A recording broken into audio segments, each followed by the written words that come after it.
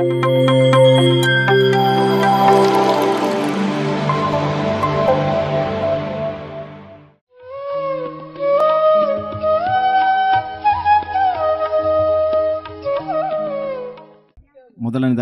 PMC Kannada ಚಾನಲ್ಗೆ ನಮಸ್ಕಾರಗಳು. ನನ್ನ ಹೆಸರು ಜಗಳೂರು ಕೊಟ್ರೇಶ್ ಅಂತೇಳಿ, ಗ್ರಾಮ ಪಂಚಾಯತಿ ಕಾರ್ಯದರ್ಶಿ, ಹಗರಿಬೊಮ್ಮನಹಳ್ಳಿ ತಾಲೂಕು, ಬಾಚಿಗೊಂಡನಹಳ್ಳಿ ಗ್ರಾಮ. ಈ ಒಂದು ಧ್ಯಾನ ಕೇಂದ್ರಕ್ಕೆ ನಾಗರಾಜ್ ಅವರು ನಮ್ಮ ಪತ್ನಿಗೆ ಮೊದಲಿಗೆ ಹೇಳಿದರು.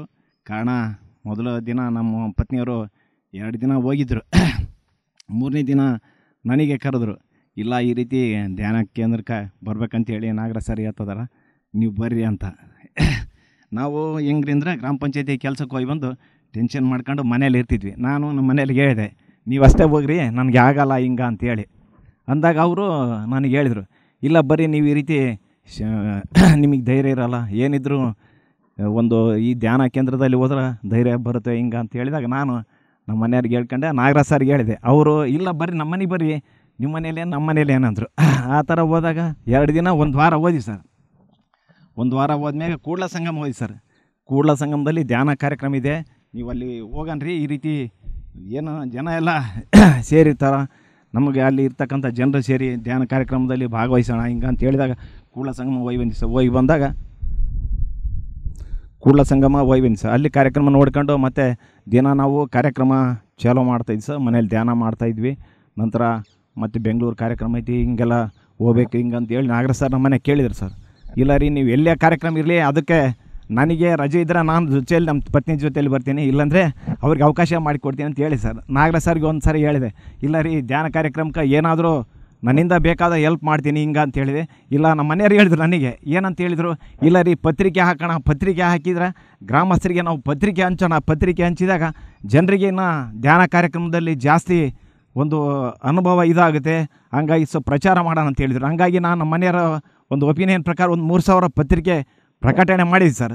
ನಂತರ ನನಗೆ ಒಂದು ಏನಾಯ್ತು ಸರ್ ಅಂದ್ರೆ ಎದೆ ನೋವು ಬರ್ತಾಯಿತ್ತು. ಧ್ಯಾನ ಕಾರ್ಯಕ್ರಮದಲ್ಲಿ ಶಂಕರ ಪಿರಮಿಡ್ಡಿನ ಭಾರತಿ ಮೇಡಮ್ ಅವರಿಗೆ ಕೇಳಿ ಸರ್, ಇಲ್ಲ ಮೇಡಮ್ ನನಗೆ ಯಾಕನೋ ಒಂದು 4-5 ದಿನ ಆಯಿತು, ಈಗ ಎದೆ ನೋವು ಬರ್ತಾಯಿದೆ ಹಿಂಗೆ ಅಂತ. ಏನಾಗಲ್ಲ, ನೀವು ತಲೆ ಕೆಡಿಸ್ಕೊಬೇಡ್ರಿ, ಧ್ಯಾನ ಮಾಡಿರಿ, ನೀವು ಎಷ್ಟು ತಾಸು ಮಾಡ್ತೀರಿ ಅಂದರು.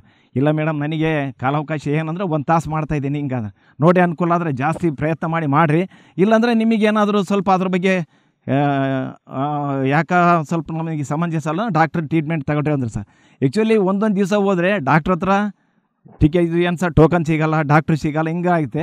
ನಾನು ಆ್ಯಕ್ಚುಲಿ ಗ್ರಾಮ ಪಂಚಾಯತಿ ಕಡ್ಲಬಾಳಲ್ಲಿ ಕೆಲಸ ಮಾಡ್ತೀನಿ sir. Actually on the way ಹೋಗುವಾಗ ಅಲ್ಲೇ 10 ನಿಮಿಷ ಇತ್ತು ಸರ್ ಹಾಸ್ಪಿಟ್ಲಿಗೆ ಹೋಗ್ಬೇಕಂದಾಗ.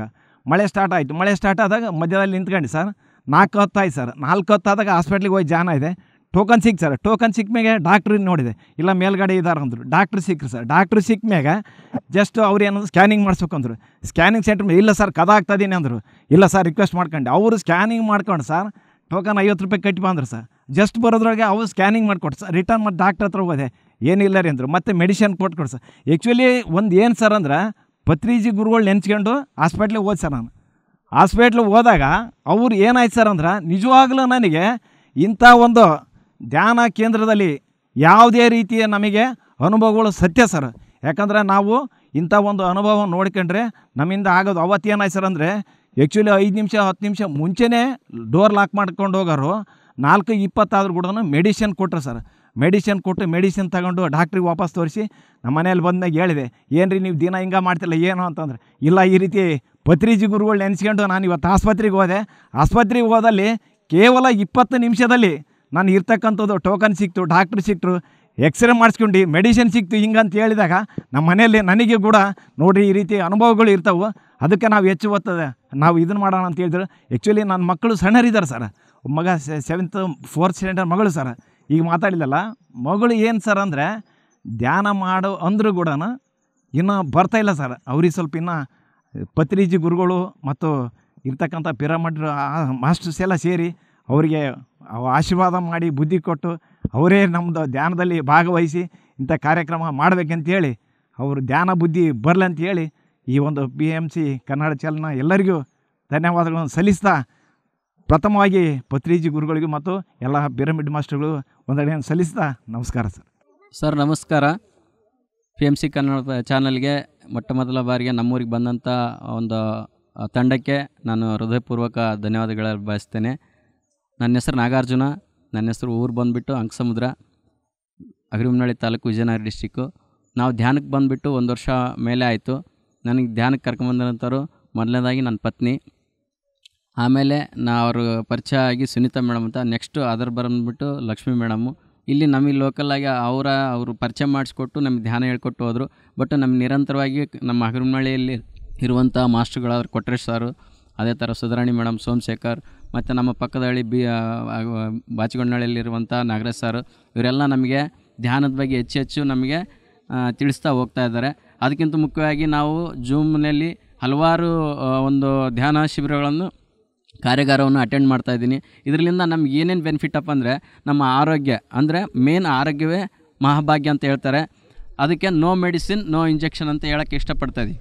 ಏನಕ್ಕಪ್ಪ ಅಂದರೆ, ₹1 ಖರ್ಚಿಲ್ದಲೆ ಮನೆಯಲ್ಲೇ ಕೂತು ನಮ್ಮೊಟ್ಟಿಗೆ ನಾವೇ ಆರೋಗ್ಯ ಮತ್ತು ಐಶ್ವರ್ಯ ಎಲ್ಲ ರೀತಿಯಿಂದನೂ, ಸಾಮಾಜಿಕವಾಗಿ, ಆರ್ಥಿಕವಾಗಿ, ಭೌತಿಕವಾಗಿ ಎಲ್ಲ ಒಂದು ರೀತಿಯಿಂದನೂ ನಾವು ಸದೃಢ ಆಗುವಂಥ ಒಂದೇ ಒಂದು ಅವಕಾಶ ಏನಪ್ಪ ಅಂದರೆ ಧ್ಯಾನ. ಈ ಧ್ಯಾನ ಏನಪ್ಪ ಅಂದರೆ ಮನುಷ್ಯನಲ್ಲಿ ಆಧ್ಯಾತ್ಮಿಕವಾಗಿ ಮತ್ತು ಉನ್ನತೀಕರಣಗೊಳಿಸ್ತಾ ಇರ್ತದೆ. ಪ್ರತಿಯೊಬ್ಬರು ನಮ್ಮದೊಂದು ಬಯಕೆ ಏನಪ್ಪ ಅಂದರೆ ಸಸ್ಯಾಹಾರಿ ಜಗತ್ತಾಗಬೇಕು, ಪಿರಮಿಡ್ ಜಗತ್ತಾಗಬೇಕು ಮತ್ತು ಒಂದು ಧ್ಯಾನ ಜಗತ್ತಾಗಬೇಕಂತಂದೇಳಿ ನಾನು ಇಷ್ಟಪಡ್ತೀನಿ. ಏನಕ್ಕಪ್ಪ ಅಂದರೆ ಈ ಒಂದು ಮಹತ್ವ ಏನಪ್ಪ ಅಂದ್ರೆ, ನಮ್ಮ ಮಾನವ ಸಂಕುಲದಲ್ಲಿ ಮೇನ್ ಆಗಿನಪ್ಪ ಅಂದರೆ ಸಸ್ಯಾಹಾರಿ ಜಗತ್ತಾಗಬೇಕು. ಪ್ರಾಣಿಗಳು ಹಿಂಸೆ ಮಾಡಬಾರ್ದು. ನೆಕ್ಸ್ಟು ನಾವು ನಮ್ಮಂತೆ ಅವಕ್ಕೂ ಒಂದು ಬದುಕೊಂದು ಹಕ್ಕಿದೆ ಅಂತಂದು ಹೇಳೋಕ್ಕೆ ಇಷ್ಟಪಡ್ತೀನಿ. ನೆಕ್ಸ್ಟ್ ನಮಗೆ ಅನುಕೂಲ ಆಗಿರೋವಂಥ ಒಂದು ಏನಪ್ಪ ಅಂದರೆ, ಫಸ್ಟ್ ಧ್ಯಾನಕ್ಕೆ ಬರೋದಕ್ಕಿಂತ ಮುಂಚೆಗೆ ನಾವು ಈ ಒಂದು ಲೋಕದಲ್ಲಿ ನಾವು ಹೆಂಗೆಂಗೋ ಜೀವನ ಮಾಡ್ತಾಯಿದ್ವಿ. ಕೆಟ್ಟ ಯೋಚನೆ, ಒಂದು ಸಿಟ್ಟು, ಭಯ, ಕೋಪ ಏನೆಲ್ಲ ನಮಗೆ ಆರೋಗ್ಯ ಹದಗೆಡ್ತಾ ಇರ್ತದೆ. ಬಟ್ ಈ ಧ್ಯಾನಕ್ಕೆ ಬಂದಾದ ಬಳಿಕ ನನಗೆ ಕೋಪ ಕಡಿಮೆ ಆಗಿದೆ, ಅದರಿಂದ ಆರೋಗ್ಯನೂ ಸಹ ಸುಧಾರಿಸ್ತಾ ಇದೆ. ನೆಕ್ಸ್ಟ್ ನಾವು ಮುಂದೆ ನೋಡೋಂಥ ಒಂದು ದೃಷ್ಟಿಕೋನ ಬದಲಾಗಿದೆ.